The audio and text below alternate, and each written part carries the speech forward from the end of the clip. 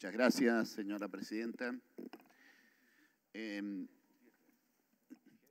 Consideraciones generales y en particular sobre el despacho. Generales es mirar esta discusión en forma realista, práctica, pragmática. La cláusula constitucional que obliga a la unanimidad, el cambio de la ley de coparticipación, como decía Luis Neidenhoff recién, prácticamente la ha hecho letra muerta. Difícilmente podamos estar cumpliendo con esa cláusula. Ojalá existiera la madurez suficiente de un gobierno nacional y de gobiernos provinciales para hacer lo que hay que hacer en el marco de un esquema de gobernabilidad económica que nos permita cambios, que aumente la productividad de nuestra economía, que tengamos crecimiento sostenido en el tiempo y en ese marco cambiar esa relación fiscal. Intertanto, los gobiernos tienen la necesidad exactamente de eso, de gobernar, y la herramienta de pactos fiscales, con todas las críticas que se le pueden hacer, es la única que tenemos para echar mano. Con lo cual, negar categóricamente la necesidad de estos pactos, consensos y demás, creo que no hablaría bien de nosotros. Debemos ser prácticos, es la vía como para ordenar algunos de los problemas pendientes que tenemos en la relación fiscal nación-provincia. Pero de ahí a que todos los pactos fiscales son virtuosos y que son una maravilla para las provincias, como se lo ha presentado, por ejemplo, el del 2020, el del 2021, lejos están de serlo. ¿Qué gobernabilidad económica queremos lograr? ¿Qué proyecto económico y qué plan, en qué contexto queremos firmar estos consensos fiscales, pactos fiscales, y hacia dónde queremos llevar la economía? Si queremos llevarla hacia una menor presión tributaria, es una cosa.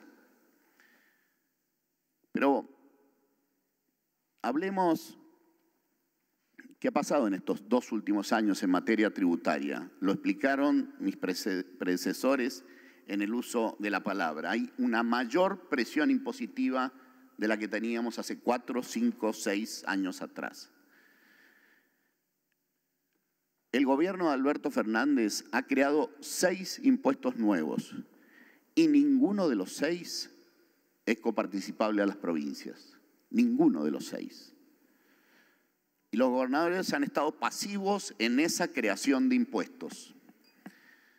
En estos 2 años y 8 meses se han aumentado alícuotas de otros impuestos que ya existían y se han aumentado otros tantos. La mayoría de los que se han aumentado no son coparticipables. ¿Qué se les ofreció a cambio a las provincias? ¿Qué se les ofreció? Poder aumentar ingresos brutos y sellos. Eso se le ofreció a cambio. Pero tengo algunos títulos de los periódicos del momento, como el gobierno presentó el pacto fiscal del 2020. El pacto fiscal del 2020 lo presentó como que las provincias recibirían 60.000 millones de pesos más. Recibirían 60.000 millones de pesos más si aumentaran los impuestos. Es decir, no es que recibirían graciosamente del gobierno nacional, sino que si se toman la decisión los gobiernos provinciales de aumentar sus alícuotas de ingresos brutos y sellos, recaudarían 60.000 millones de pesos más. Sin embargo, se los presentó como si se los regalara el gobierno nacional a las provincias.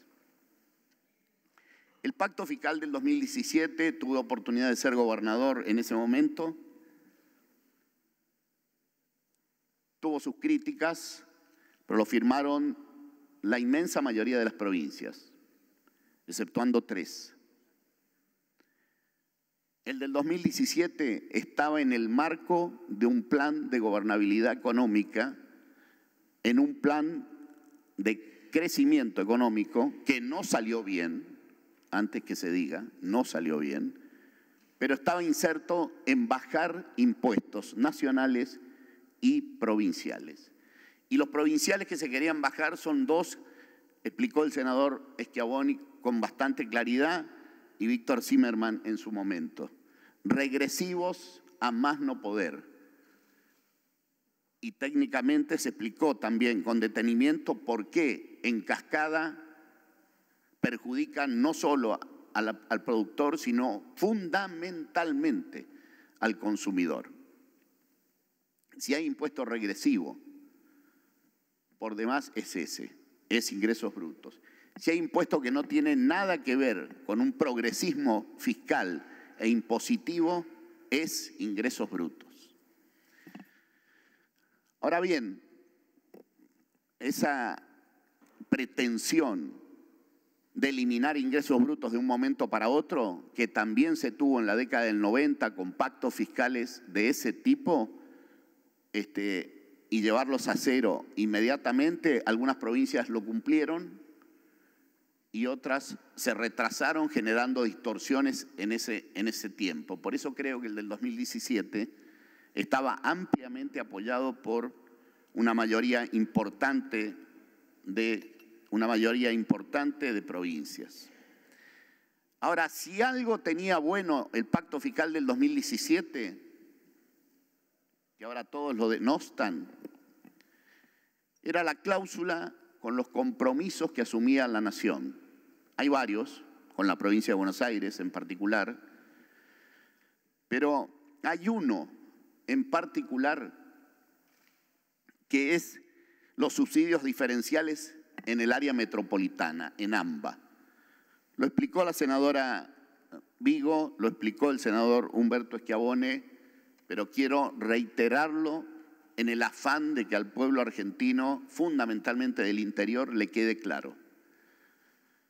El Estado Nacional subsidia AISA, la empresa de agua y saneamiento de AMBA.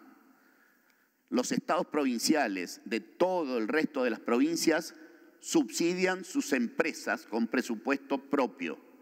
¿Subsidian o no? Tienen que aumentar tarifa de agua y pagar el costo. En AISA es el gobierno nacional y el gobierno de la ciudad de Buenos Aires y el gobierno de la provincia de Buenos Aires por el conurbano no paga el más mínimo costo político por aumentar el agua porque no pasa por su esfera, no pasa por su esfera.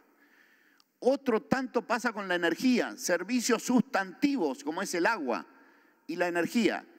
Edenor y Edesur son subsidiadas por el Estado Nacional y ni Cava, ni el gobierno de Cava, ni la provincia de Buenos Aires tiene que discutir tarifas, tiene que confrontar en una audiencia pública para ver si aumenta o no la energía. El resto de las provincias sí tiene que hacerlo y el resto de los gobernadores o gobernadoras tiene que poner la cara impopular, si la hay, de aumentar tarifas.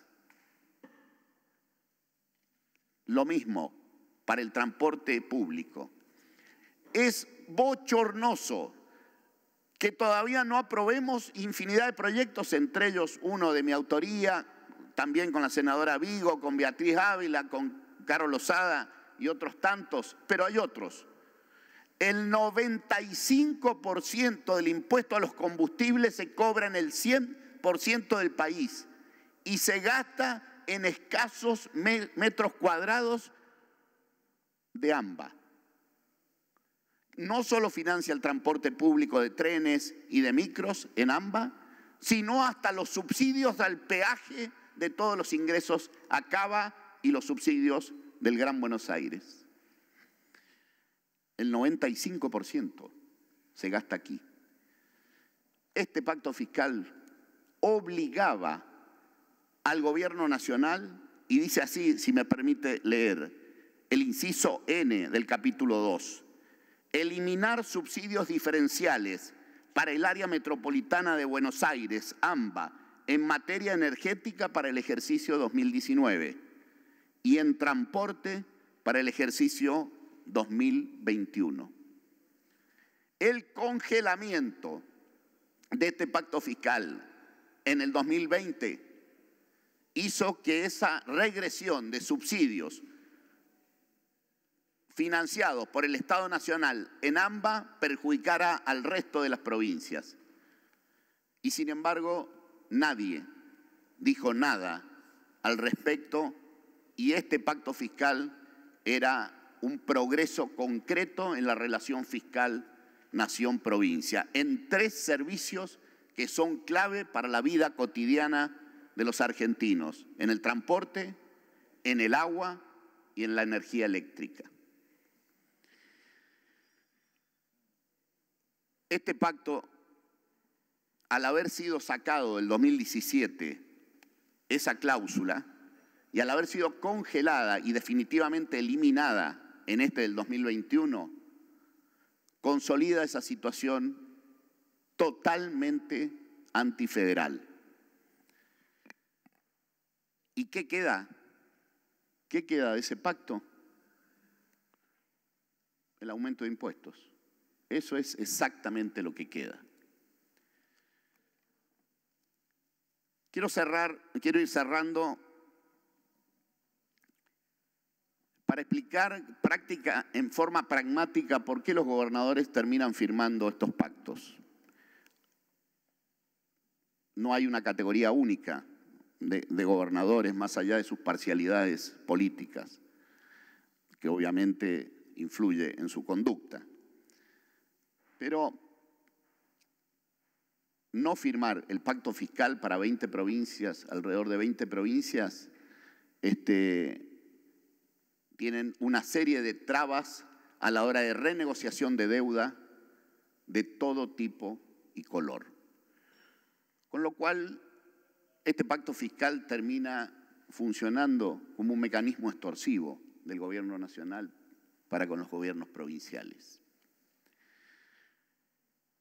La conducta de cada uno de los gobernadores es distinta en materia fiscal. Los hay más irresponsables, más gastadores, más de mayor creación de impuestos, los hay más demagogos, populistas, los hay más progresistas, los hay de todo tipo y la subjetividad corren por cuenta mía porque no se le ha asignado a nadie en particular, pero subjetividad al fin. La verdad, este pacto fiscal le está mandando a revaluar las propiedades. Porque los gobiernos provinciales no lo hacen por su propia cuenta y es algo que tenemos pendiente. ¿Queremos cambiar un sistema impositivo regresivo por uno progresivo? Dejemos de hablar pavadas. Los progresivos son los que se aplican sobre ganancias y sobre los patrimonios. Y los impuestos patrimoniales se pagan nada en Argentina. En particular, se pagan poco porque buena parte de ese revalúo está en nombre de las provincias y los gobernadores muchas veces no nos animamos a poner los impuestos que corresponde a la propiedad. Cuando fui gobernador, humildemente, hice un aumento sustantivo de los patrimoniales, así fueron las protestas. La aguanté, lo licuó la inflación del 2019 y 2018, lógicamente, pero es el camino que debemos recorrer sobre impuestos patrimoniales. Hoy es difícil definir. Votar a favor es autorizar a que muchos gobernadores aumenten impuestos. Hoy, entre otras cosas, es poco práctico porque ya hace 8 meses que están operativos estos pactos fiscales en las provincias. Y todavía no ha ido a diputados para ser sancionado. O sea, se votará hoy día y todavía no ha ido a diputados. Con ese nivel de desprolijidad estamos trabajando en estos temas. Cuando inicié diciendo que es muy relevante la discusión de los pactos fiscales. Votar a favor es dar esas facultades. Votar en contra, cuando en realidad es el único mecanismo que tenemos para restablecer una relación fiscal, también no es del todo razonable. Senador, disculpe, si no el senador Parrilli después me hace berrinchitos. Con esto cierro, discúlpeme. Es decir, las provincias que administra el radicalismo, Jujuy, Corrientes y Mendoza, no han aumentado alícuotas a pesar de haber tenido facultades. Se explicó perfectamente, lo dijeron. Y algunas, como Mendoza, sigue bajando alícuotas de ingresos brutos. Confiado que eso sea así, sé que hay algunas provincias que tampoco han usado los pactos fiscales y celebramos eso. Votar a favor solo porque lo gobiernan, porque lo han firmado 3 gobernadores de nuestro mismo signo político, a mí no me satisface en su conjunto. Solo porque lo hayan votado. Confío en ellos y sé que lo han hecho bien. Pero votar a favor significa no solo una señal política a ellos favorable, sino que se pueda seguir aumentando la presión impositiva que ya la aumentó el gobierno nacional. Por eso quiero adelantar que lo que ya dijo tanto Neidenov como Humberto Schiavone, que estamos en libertad de acción a la hora del voto, y en el caso particular mío quiero pedir permiso para abstenerme. Cualquiera de las dos opciones, votar a favor o votar en contra, es subóptima. Así que quisiera pedir autorización para eso. Muchas gracias. Gracias, senador. Tiene la palabra el senador Mayani.